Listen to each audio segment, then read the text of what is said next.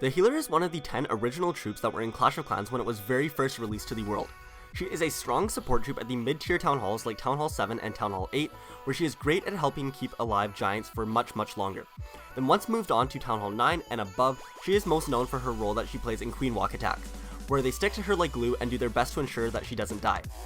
The healer is likely the most unique troop in all of Clash of Clans, and she is the only support troop in the village. She does no damage, and by herself she is useless. However, add her to most armies, and she can change the entire outcome of the battle. Being a support troop, she is often forgotten or not given enough credit, but in today's story, we're going to give her the spotlight, and I'll tell you my version of how the healer came into the world of Clash.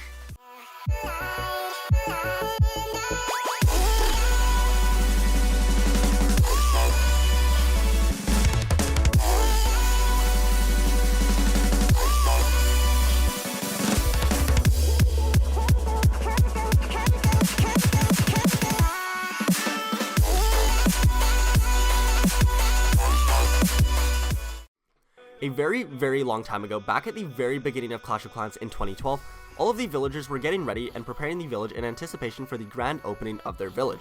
It was a few days before the release date of August 2nd, 2012, and Clash of Clans was going to open their doors to the entire world. So the builders were finishing the last of their buildings, the troops were getting their armor and weapons ready, and the villagers were making sure everything was running in tip-top shape. The next few days were a bit hectic as everyone was anxious to begin battling against other villages, and once the day finally came, everyone in the village went nuts, especially the barbarians. They literally could not wait to get into battle. Anyway, the barbarians and the rest of the troops left the village to go and attack their very first base ever. And while they went to go search for their first base, another village's army spotted their village and began closing in on it. As they prepared to attack the village, all of the builders and villagers ran into their builder huts or the town hall to save themselves. But for some reason, one single villager stopped outside of the town hall rather than going in. The rest of the villagers urged her to join them inside, but the villager refused. She told them that they would destroy our town hall with all of you guys inside. You'll all die. Now, of course this wasn't true, however, at the time, the villagers did not know this, and Aurora, the name of the villager who refused to go inside, stood outside the town hall as the doors were closed and locked shut. She turned around to face the oncoming army. She picked up a weapon off of the barracks weapon rack, and then the army quickly made work of the village, and after they finished off all of the village's last defenses, they approached the town hall. Aurora stood in front, guarding the town hall, quite pathetically might I add, and then the troops stopped before attacking, and humorously looked at Aurora, an unskilled and pathetic last defense to the town hall. Then nervously, Aurora yelled at the army, "Stop, or face my wrath." Then she started doing a bunch of practice kicks and tried her best to intimidate them with her combat skills. Obviously, none of this stunted the army for even a second. However, they did watch and laugh at the pathetic villager who was attempting to stop an entire army all by herself. After getting a really good laugh out of it, the army had finally had enough and decided it was time to just end it, since time was running out of the battle anyways. The army quickly marched forward and effortlessly took out Aurora. Unfortunately, unlike the rest of the troops in the village, villagers could actually be killed and were not able to be brought back to life through the barracks. And the rest of the villagers saw this from inside the town hall. They all screamed out, "No!" and couldn't believe she just sacrificed herself to protect all of them. And without having much time to dread on the death of their friend, the army continued to close in on the town hall. The rest of the villagers sadly accepted their fate, however, right before the army could make it to the town hall, they just turned around and it turns out that the time limit for the battle had run out, and Aurora's attempt at intimidating them had distracted them long enough to save them from all being killed. So the rest of the villagers came running out and decided that they needed to have the most respectful and significant funeral ever for Aurora, who had sacrificed herself to save everyone else. So before the village's army had come back, the villagers and builders had dug a small grave and buried Aurora. They then said a few words about her bravery and how they will always respect and remember what she did for them. Then shortly after the funeral had ended, the village's army had returned home from their battles. They were all in very high spirits as they had just won the majority of their battles. However, once they got closer to all of the villagers and builders who were all gathered around, they sensed a bit of sad and depressing vibes. So the wizard asked what was going on. One of the villagers told the wizard how Aurora had sacrificed herself to save everyone else, and now they had buried her in respect for what she did. The wizard looked at them and told them, you guys do know that even if they do destroy the town hall, you guys are all safe, right? I put a special spell on the basement of the town hall so that you guys will all be safe no matter what happens to the town hall. All of the villagers and builders looked around anxiously at each other, thinking it sure would have been nice to know this beforehand. So now it turned out that Aurora's sacrifice had been in vain. However, at the time, Aurora, like all the others, believed that they were not safe, and yet she still willingly sacrificed herself. All of the other troops would forever remember Aurora for her selfless act in sacrificing herself with the thought of saving everyone else. And then the next day, a bunch of trees that had never been there before had sprouted up in the middle of the Clash of Clans village. The troops all saw this as a small sign, that these trees had grown due to Aurora, who had been buried and a part of the ground. So all of the villagers thought that Aurora's spirit had spread to the ground and sprouted a bunch of plants, and every time a new tree or something would sprout, or any time they would walk by a tree, they would stand there and applaud the tree or Aurora's spirit as a small way to say thank you for her sacrifice. And that's why you can still see, to this day, villagers going around randomly clapping at trees. Thank you guys so much for watching part 1 of the healer story. Do stay tuned for the part 2 of the continuation of this story, where I will be going over how Aurora turned into the mighty powerful support troop known as the healer inside of Clash of Clans. Make sure you do drop a like if you're excited for that, and then as soon as this video hits 3,000 likes, I will post the second part of the story. Anyways, like I said, I hope you guys do enjoy, and I will talk to you guys all next time. Peace out. Hey, what's going on, you guys? Hopefully you guys did enjoy that story. So what we are going to be doing today is in spirit of the healer's origin story. Obviously, we're going to go ahead and do a live attack using a bunch of healers. And this is actually going to be a great opportunity for me to try out this new army that I've been seeing a lot around Town Hall 12, where it's this middle one. It's called Standard. I haven't really had time to change that right now, but basically what it is it's 5 healers, 4 P.E.K.K.A.s, an Electro Dragon, and then a bunch of bat spells and stuff like that. So we're going to go ahead, hop into a battle here. Usually it takes me a while to find a base anyway, so I'm just going to have that search and use this chance to tell you guys about the giveaway that I am hosting. I'm going to start doing monthly giveaways of at least $100 depending on how good that month was. But right now, I'm going to do a $100 giveaway for August, and all you guys have to do to enter is like the video, subscribe, and then leave a comment down below answering the question of the day. It's super simple. Most of you guys are already subscribed anyways and already like the video, so literally all you have to really do is comment. It's super simple. Strongly recommend you guys do enter, and yeah.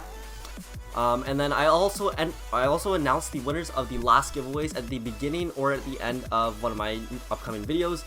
So for the July giveaway, I already announced that in a previous video, so you guys can go ahead and check that out if you guys want. And I will send you guys the money. It's really simple. And taking a look back at our base here, looks like we are still in the clouds. Even though I'm starting to drop a few trophies, there is still a bit of cloud time, which is kind of annoying. And actually, at the time of recording this, I believe it's like a few hours right before the new season is coming out. So I'm getting ready for that. I'm waiting to see what the new limited edition troops are. I believe they're gonna be like the Boogie Wizard or something. And then I'm also waiting to see what the new Seasons Pass skin is, so that I can make a story on that for you guys right away. Honestly, by the time you guys are seeing this video, those might already be released. The schedule is kind of wonky, but yeah. Anyways, looks like we did find the base here. It's one of those quadrant bases, so not gonna lie, I'm not too great at these, but this is gonna be a good chance to try out this attack. So from what I have seen in the past, what I do is I put an Electro Dragon on one side somewhere, and then I basically spam everything in the middle. Alright, I'm just gonna go off the top of my head here. Alright, so I'm gonna quickly bait out any Seeking Air Mines. Hopefully there are none. Oh, okay, there is one, so I'm glad I did that. So I'm gonna play that Electro Dragon. He's gonna help me create that funnel. Alright, and then on this top side, I'm gonna go ahead and play one bowler here, just to help me create that funnel once again. I'll play one more over here too, just in case. I probably could have only used one there, but yeah. Oh well. Not a big deal. And then now what I'm gonna do is I'm gonna go ahead and spread my P.E.K.K.A.s in here, play my healers, bait out any traps or anything, and then spam in my heroes. Oh, I forgot to change my siege machine. Alright, we got the wall wrecker. Wall wrecker is actually a huge part, so I gotta get that down right away. I totally forgot about that single targeting Inferno, so that destroyed one of my P.E.K.K.A.s. So honestly, that is not ideal, but we will hopefully move past that. I'm gonna go ahead and play a rage spell on all of these guys. I already used my Grand Warden's ability, so I don't have a lot of spells left here. I'm gonna go ahead and play that jump spell just because I'm not really sure where everything went. And then I'm gonna go ahead and play my bat spells. I'm gonna go ahead and play my bat spells right on top of these expos here because I really need to get those dealt with. Honestly, I'm pretty sure I did not do this right whatsoever because I totally forgot about that single targeted Inferno, and that thing is just melting through all of my troops. So that is less than ideal. And then I have a rage spell left over. I'm not sure what I'm going to do with that. Honestly, let's just rage the bats up for now. I don't see any wizard towers close by, so they might actually be able to get to that town hall. Honestly, probably would have been a better idea to play the rage spell on those bats, like when they were close to the town hall. But whatever, it's our first try with this attack, so it could have gone a lot worse, so we're going to take it for what it is, and we did get 1 star, so we didn't lose, so it wasn't terrible, and we still do have a few P.E.K.K.A.s walking around the base. And that's the really tough thing about attacking bases like this, is because it's designed to like make your troops go around or totally forget about these single target Infernos, which I totally forgot about. But anyways, we're gonna finish with 70% 1-star and for a whopping 2 trophies.